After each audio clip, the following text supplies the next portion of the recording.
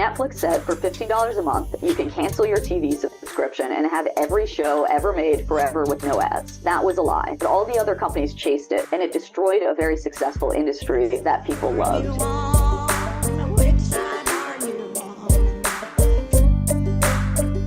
So, what I've been writing about, where should we start? I mean, I guess the actors just won their tentative agreement. Yeah, last time you were on, we talked about that, and we reacted to a very, very intelligent commentary on the strike by one Bill Maher. And so both the writers and the actors strike are over now. I think that SAG-AFTRA just did a contract review stream on YouTube, or maybe that it was just a presentation. For some reason, I was thinking it was on YouTube. Maybe it wasn't. I'm not sure, but I think they just. It's funny. They started really late. They started like 6:40, and so I actually watched like 10 minutes of it, and then had to switch to getting ready to be on. So I actually don't know exactly what's in the contract because I'm talking to you guys. Oh yeah, well they're live right now actually. Yeah. So yeah.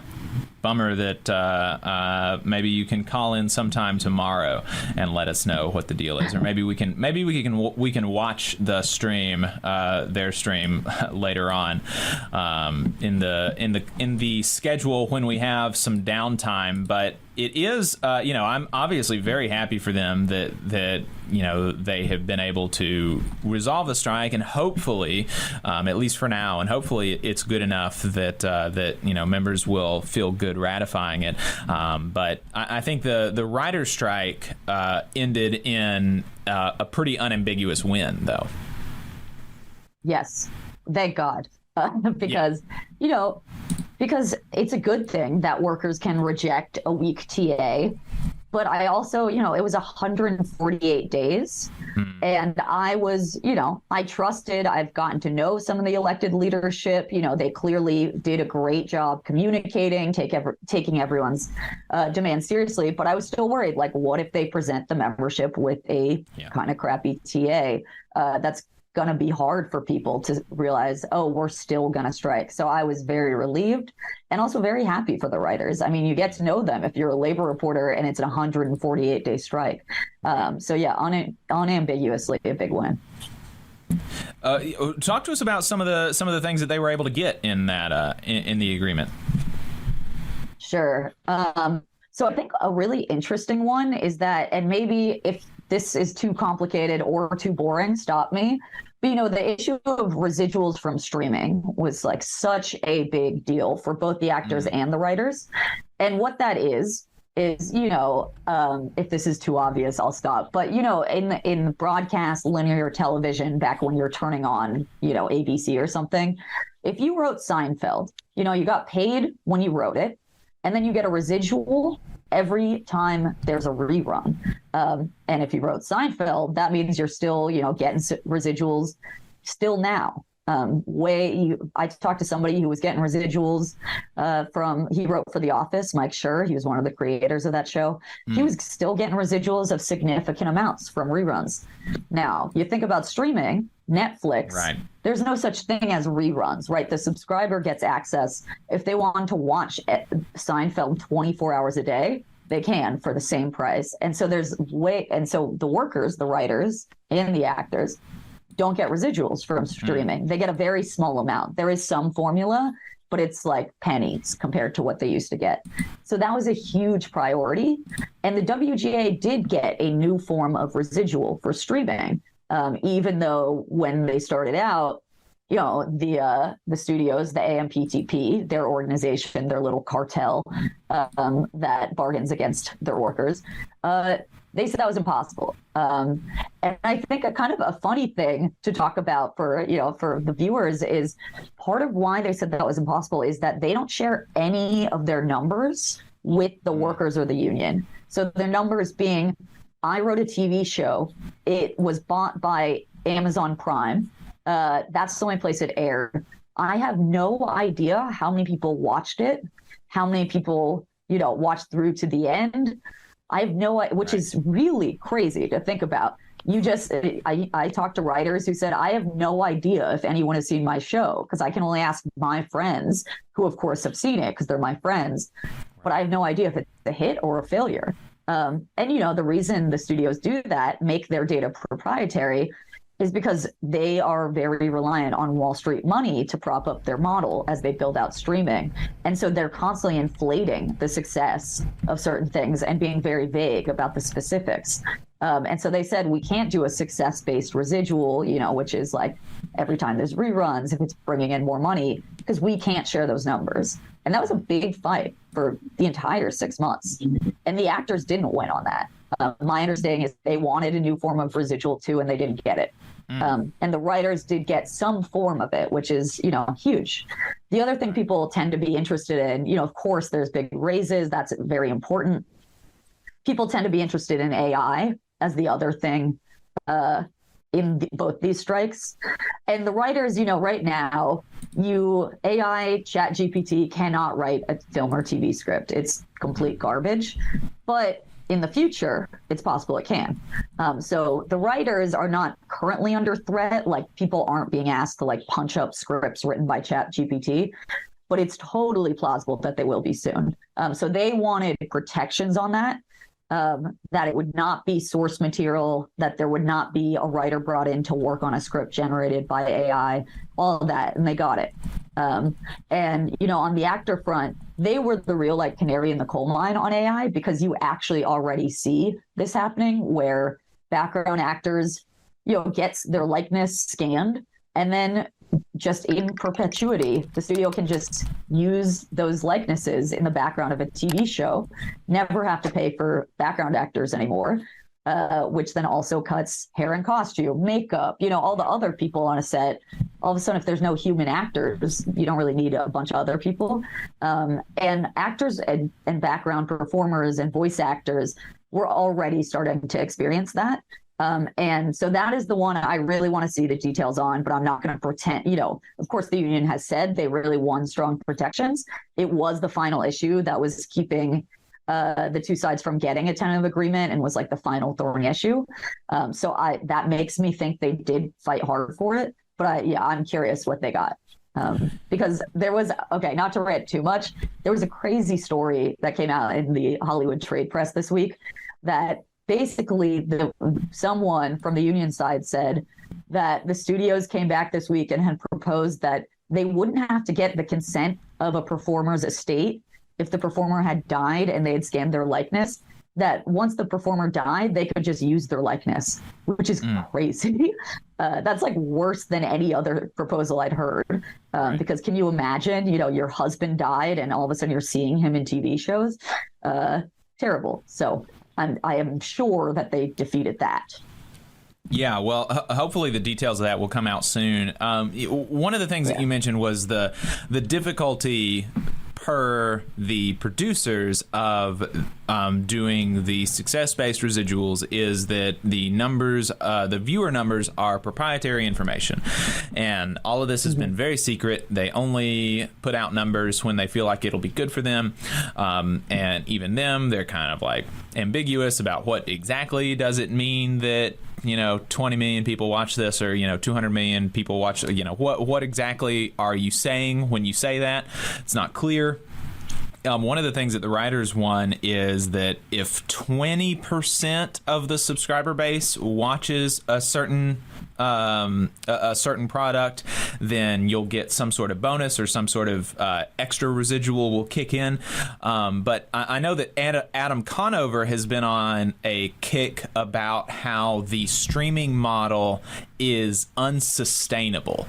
That entertainment is... You cannot create decent entertainment for, $14.99 a month.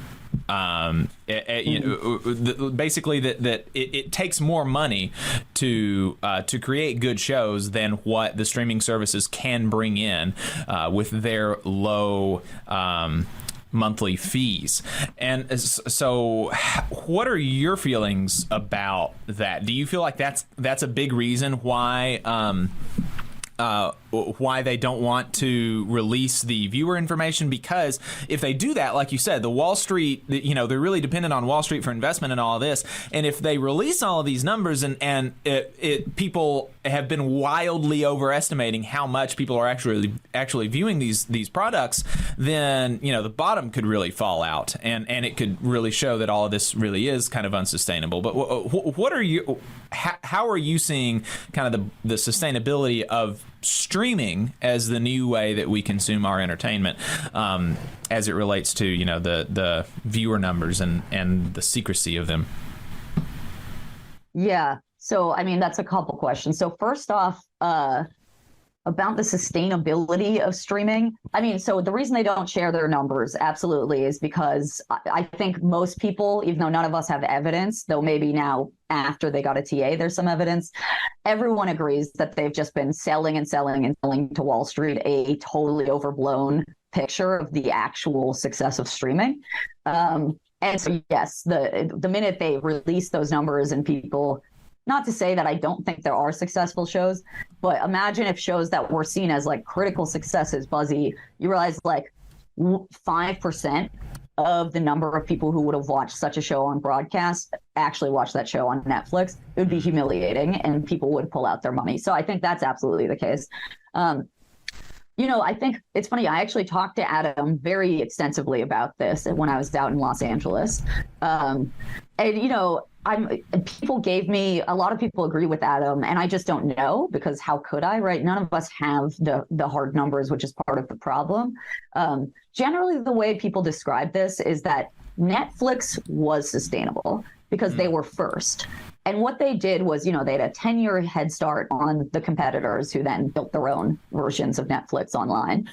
Disney Plus, Amazon Prime, whatever. And Netflix, the way it got its library of shows and movies you can watch is it actually bought the rights from the other studios, which never weren't using them. So it bought them very cheap, and because no one understood that this was going to be a huge deal. So imagine you bought the rights to run Friends, and then it turns out everybody just wants to sit in their apartment and watch Friends during the pandemic. Right. You're making a ton of money, and you bought that so cheap, it's a huge profit. So the company, basically, they tried to imitate Netflix, but because of the head start, Netflix ate their lunch, right? Built a subscription model off the back of the other studios' shows. It was also like easy money era. Wall Street was giving more than, they didn't ask for the bill to be paid until after the pandemic, when they started freaking out. And that is part of what's going on here, is that Wall Street realized they'd been had. And the executives decided the way to square this would be to take it out on the workers, cut the labor costs, and maybe then we can be profitable. I would say it's funny. I'm looking at the big article I wrote out in LA. And my quote from Adam is, they all chase Netflix, but Netflix lied to the public about what was possible. Netflix said for $15 a month, you can cancel your TV subscription and have every show ever made forever with no ads. That was a lie. We all know now that you can't build a business that way, but all the other companies chased it, and it destroyed a very successful industry that people loved. And I would just say in closing here, like, it is kind of funny to watch all of these streamers basically reinvent cable. Like, they're starting to offer like packages and fill out, oh, we need more sports stuff, and maybe we'll bump our prices. And all of a sudden you're like, this is just cable, but with like more complicated passwords to log in. Right. And so we'll see. I don't know. Yeah. Wait, also, just as an aside, my bugging friends have worked. I was texting Hassan Piker because he raised $1 million for Palestine in like 3 hours the other day. And so he has been tweeting out the links. So hopefully we're going to see a bump in donations. That's fantastic, wow. Alex. Really, really appreciate that. I noticed you interviewed Boots Riley recently, so yeah, a shout out from Boots Riley would make me and my wife both really happy. Unfortunately, we are not. Hassan and I are friends. I actually stayed with him when I was reporting. Boots and I, as much as I wish I could pretend, actually are friends. We're comrades, but I can't get him to do anything. There you go. Well, that was really sweet of you, though. Really appreciate it. And we do hope that it makes a difference, because every dollar that is raised, again, is going to these striking workers in Memphis and in Florida. So really do appreciate that. Yeah, absolutely. And and if Hassan wants to join, he is absolutely welcome. Hey, 5 seconds. Just wanted to say that this is only possible because of our donors. If you want to see more of this, then consider donating yourself at tvlr.fm/donate. But I wanted to talk to you some about the. I wanted to see if you would be interested in sharing some of this interview that you did with Boots Riley. I actually had that up. It's funny that you mentioned that, Adam, because I was going to ask her about it. And Boots Riley, for those of you who don't know, he director has done a lot of movies, but the one that I know him for is Sorry to Bother You, and I really enjoyed that. So great musician, yep. Great musician. Been a big fan of his music for a long time. I know he's a long-time organizer. So yeah, I'm glad you got a chance to speak with him. Yeah, I mean, Boots is like. Oh no, go ahead. I was just gonna say, I'm not like particularly impressed by celebrities, but Boots is somebody that like I've listened to the Coup since I was a teenager and like really admire. He's been such a comrade, like out at protests ever since I was first getting involved in the left. So I was really thrilled. And also the timing, we can talk about it. I assume you want to, was, I helped start an organization this past month as Israel has been bombing Gaza, called Writers Against the War on Gaza. And it's modeled after an organization from the 60s that was, I think it was American Writers Against the Vietnam War. And actually we should have just said artists, because we have all kinds of people in there, actors, poets, painters. But Boots has long time been, a member of the Palestine Solidarity Movement. And, that is not easy, certainly in Hollywood. And I really appreciate that. And so we talked, the timing happened to be that it just was, a couple weeks ago, and we were about to launch this organization. So there are a couple of questions about like BDS and the war. And I think I really appreciate that he was willing to talk about it, because I'm sure it's not news to you guys. A lot of people are facing a lot of repercussions for criticizing Israel on this one. Yes. Yeah. And it's been so frustrating to watch and listen as people try to justify this, while on the other side, I don't know if you saw the video of a Florida state representative asking on the floor of the state house how many Palestinian babies will have to be killed for you to be happy. And there was a Republican representative in Florida who said all of them. And he's almost certainly not going to be censured, people are routinely saying stuff of maybe not that extreme, but very similar, and they are not facing any personal, professional, social repercussions at all. And it really is just so infuriating to watch. And so I really am glad that you are kind of leading the charge among your industry on this. And I've signed on to one of the petitions. I can't remember which one, but Labor for Palestine. Yeah. I've signed on to one of those before, but I haven't been, leading any sort of charge on this, and so I really appreciate your work there. How difficult has it been to get people to sign on?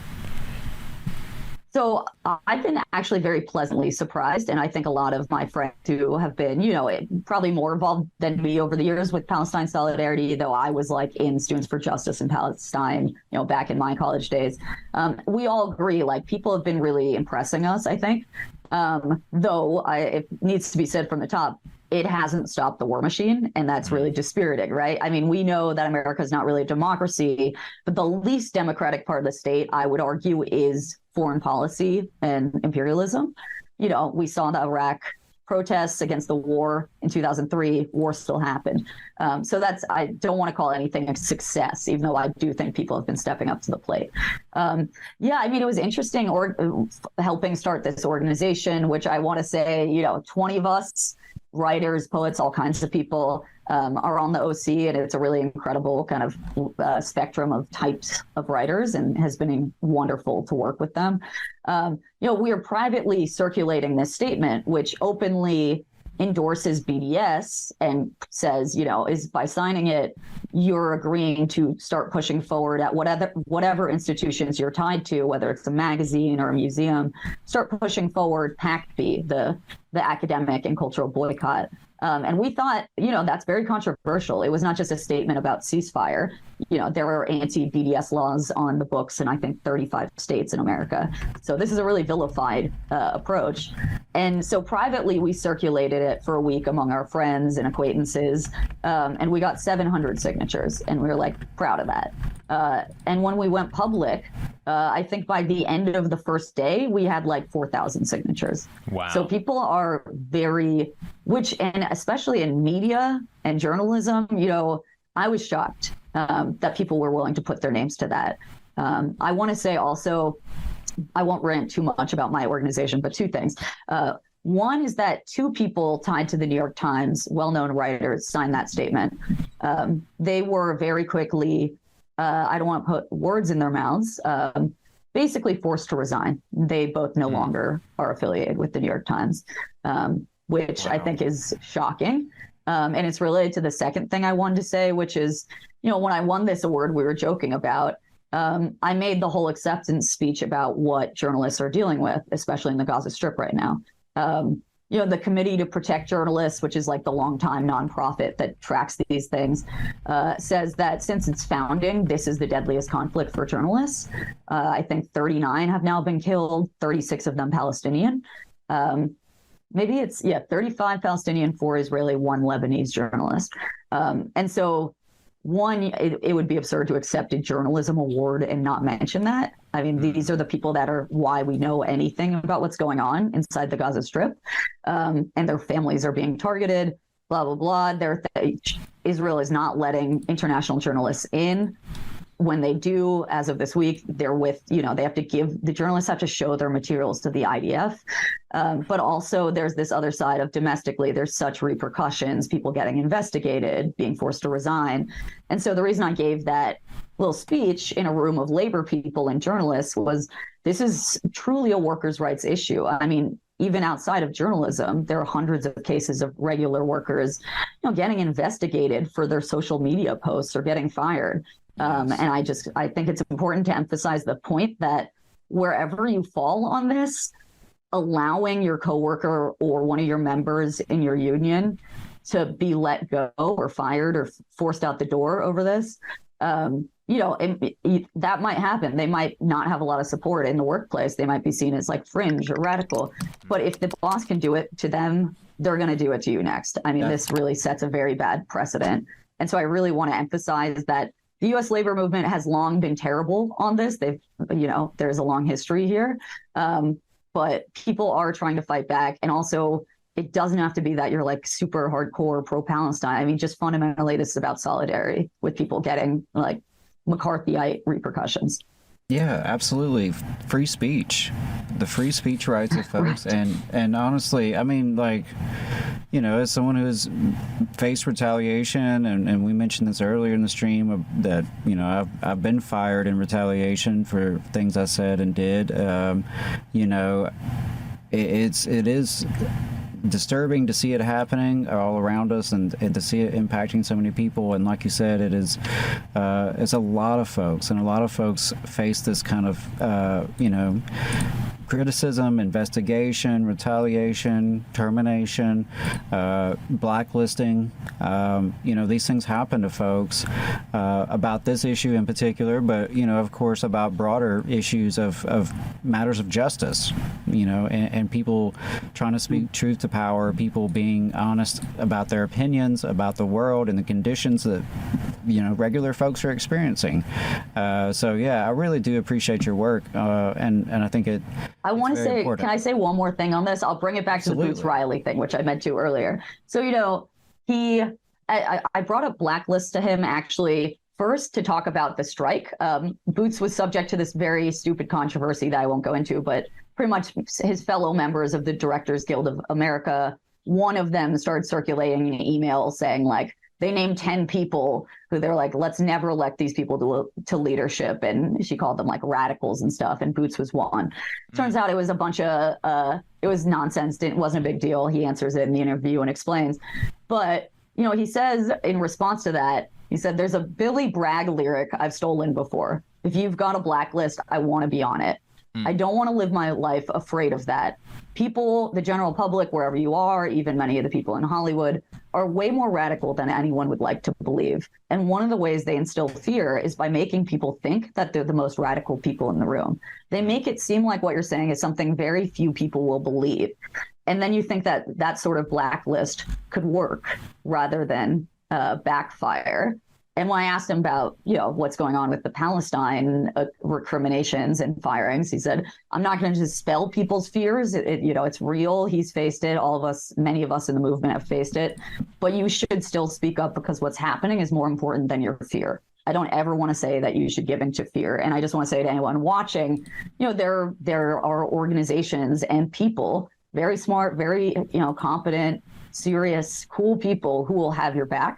You know, Palestine Legal is there fully just to give you free employment attorney advice in these cases. There's organizations like mine that will help you push back. And so I want to say that, like, seconding what Boots said and also realizing that you will be in a community that is great. I mean, the Palestine Solidarity Movement is truly incredible. So just want to say that instead of scaring everyone. Yeah, absolutely. And, you know,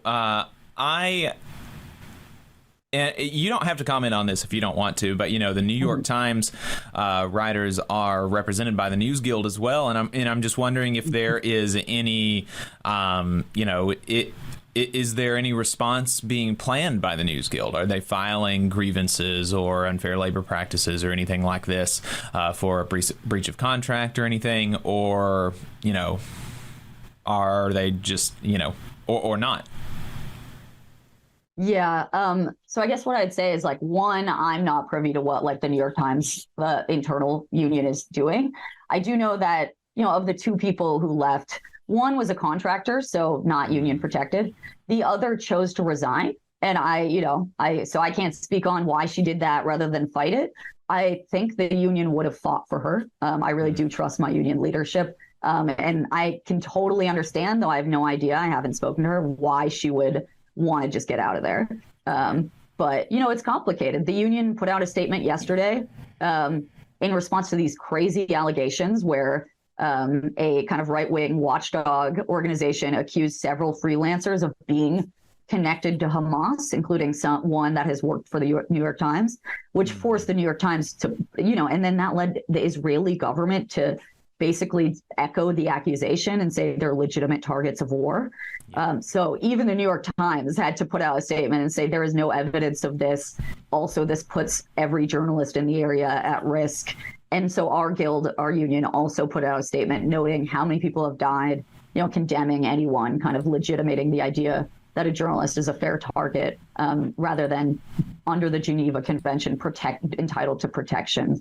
And so, yeah, I think the union fights for us, but it's complicated. You know, I mean, a bunch of writers protested the New York Times yesterday, where many of us are all in the same union local. And so it gets complicated organizing journalists. But I will say, you know, part of why I talked so much when I gave that award speech about Palestine was the president of the New York News Guild, Susan, was on the panel with me at the event and was in the room. And I wanted her to hear this. And she, you know, was very supportive, you know, was nodding along in the audience and said, thank you. And so I think, yeah, everybody wants to fight for workers' rights. And also every journalist, or at least every journalist who has not totally lost their conscience, looks at what's happening to journalists in Israel and in Palestine and thinks this is horrendous and feels solidarity and the need to stop it. So, yeah, that's what I'd say about that.